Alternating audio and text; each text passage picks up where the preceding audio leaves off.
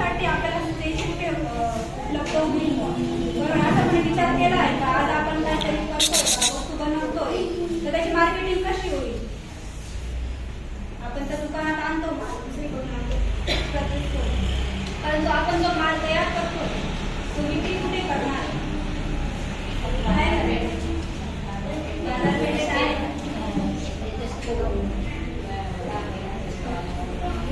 त्याच्यानंतर कांदा processor unit म्हणून काम चालू केलं आहे. त्याच्यानंतर आता आम्ही कांदा पण खरेदी केला होता आणि आता समजा आता आपलं व्यवसाय याचं चालू होतं पापड चालू होता चुड्या चालू होत्या डाळीचे उडदाचे गोळे तयार करतो आपण आणि असंच सुरुवात छोट्यापासून मोठ्या कारण की एका हातावर हात धरून थोडं बसता येतं. स्मार्ट योजनेअंतर्गत 48 लाखाचा DPI माझा मंजूर झालेला आहे कंपनीचा. मी पण अशीच सुरुवात केली. इतकंच होतं की माझं शिक्षण झालं होतं पण मी घरात बसली होती. त्याच्यातनं उमेद अभियानाकडून मला थोडंसं चालना मिळाली. त्याच्यानंतर मी इथं क्लस्टर ॲग्रिकल्चर मॅनेजर म्हणून पण काम करते प्लस कंपनी पण सांभाळते मला वाटते आहे. पण मी एकाच व्यवसायावर नाही बसली.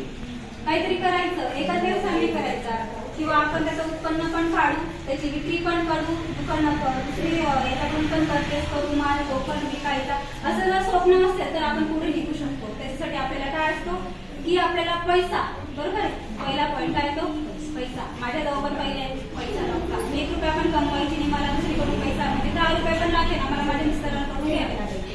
असं आहे का कोणी आज की काही असेल तरी 1 रुपयाचा पण वस्तू असेल तर यांना मिस्टराकडून किंवा कुटुंबाकडून घ्यावी लागते. बरं बऱ्याच महिला असतात तसंच मी पण तुमच्यातलीच होती.